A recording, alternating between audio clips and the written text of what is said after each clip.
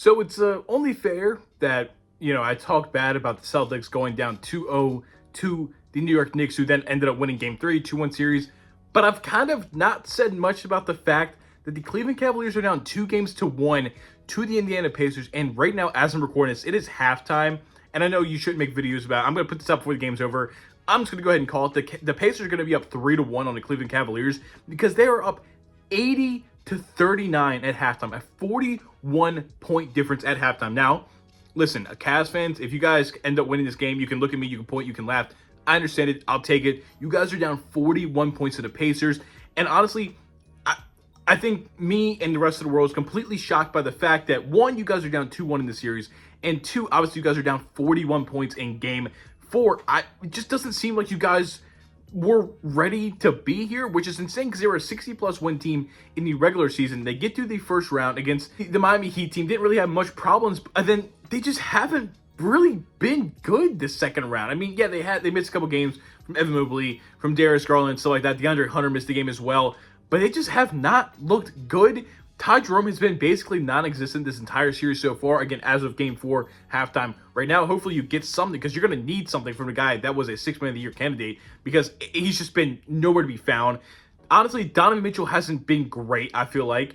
Even right now at halftime, he has 12 points, 1 rebound, no assist, 3 for 11 from the field, 1 of 5 from the three-point line. Now, obviously, I know like the first 2 games he was good. I shouldn't say the series he hasn't been good, but this game 3, game 4, he has not been good, and they're getting their ass kicked. Darius Garland, again, not having a great game himself, with just 9 points, 1 assist. He got 3 points, 2 rebounds, no assists from Evan Mobley. Jared Allen's 2 points, 1 rebound, 1 assist. Max Strus has 6 points, 4 rebounds, 1 assist. Kind of their best all-around player so far. DeAndre Hunter pushed Benedict Mathurin. Benedict Mathurin gets kicked out of the game. Okay, that's a playmaker on the Pacers have kicked out. That shit has not mattered. They went on a 19-2. The Pacers went on a 19-2 run to go into halftime. Obi Toppin's had a great first half. Myles Turner's had a great 18-point first half. Tyrese Haliburton, 11, 5, and 4. Not even this crazy, super big first half. It hasn't mattered. Obi Toppin's really been the guy. Pascal Siakam's got 12 points.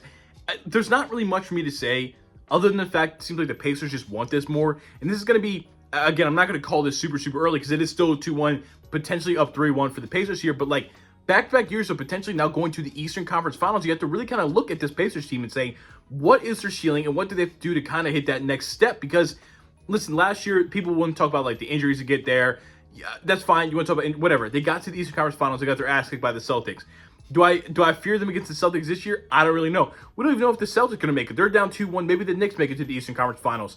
But this team is, I think, still one piece away. I think the Tyrese Haliburton, Pascal Siakam pairing is good. Myles Turner's good. They have a lot of good pieces. I think they're just one maybe trade package away, get another top-end guy for me to really take them super seriously as a contender. But again, all props to them. They are dominating a team that was the second best record and the best record in the Eastern Conference all season long. I think most people expected them to get their ass kicked by the Cavaliers, or maybe not ass kicked, but like I think a lot of people picked the Cavs maybe in 5, 6, maybe even 7 games. Like the Pacers are obviously a good team, objectively a good team, but a lot of people are just like, yeah, this Cavaliers team's been so good all season. They're gonna at least people were shooing in a Cavs Celtics conference finals for months now, and both those teams are now not looking very good.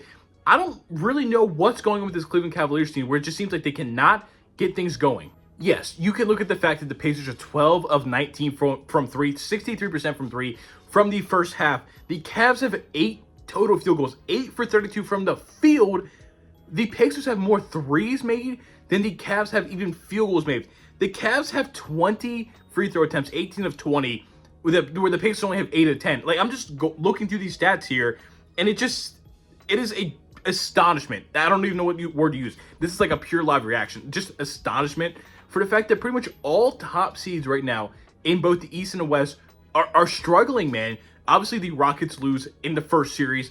The Celtics are down 2-1. The Cavs are probably, I'm going to say probably because it's not over yet, but probably going to be down 3-1. Thunder beat the Nuggets today to tie that series up 2-2. But again, also another very, very close series. I think a lot of teams that a lot of people thought were feeling very confident about that. Oh yeah, these guys are going to get there. Again, 3 teams in the Thunder, the Cavs, and the Boston Celtics that are complete shoe-ins to their conference finals are simply not looking great right now and not looking unbeatable. And that's been so great because I love purity in the NBA. The fact that the Nuggets are still holding on.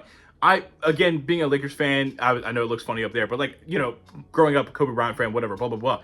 I want to see Russell Westbrook get a ring. I don't really want to see Denver win another ring, but I want to see Russell Westbrook get a ring. So I'm always going to root for that kind of thing.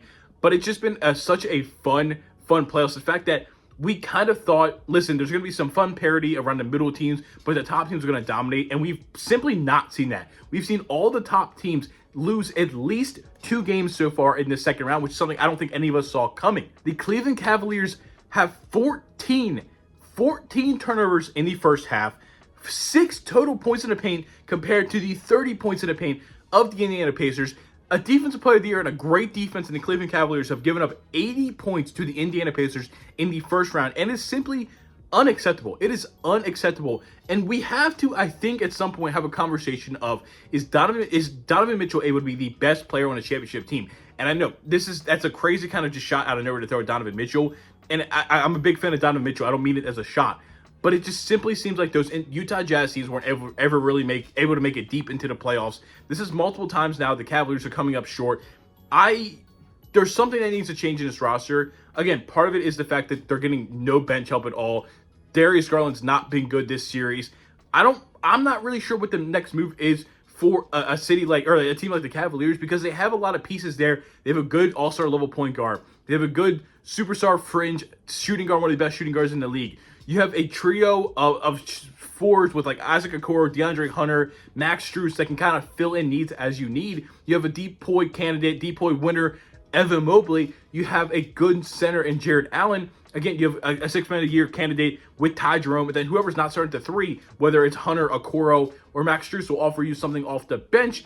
They have a lot of things going for this team, but it just seems like they don't have that one thing that's getting them over the top. And I think that's something that a lot of people thought going into this playoff, that like, yeah, this is a good Cleveland Cavalier team, but most people are still looking at the Boston Celtics, including myself, as the team to beat in the Eastern Conference, because they've proven they've been there before, and they also have a top 5 fringe player in the NBA. And we've known for years on years, you need a guy that's at the top of the NBA to win a championship, and Donovan Mitchell just isn't quite that. And again, I don't want this to turn into a Donovan Mitchell smear video, because I'm a big fan of Donovan Mitchell, but it's clear this Cleveland Cavalier team is just not good enough to get to the finals. So what do they need to do? I don't know, but it is ugly. 83-42, man.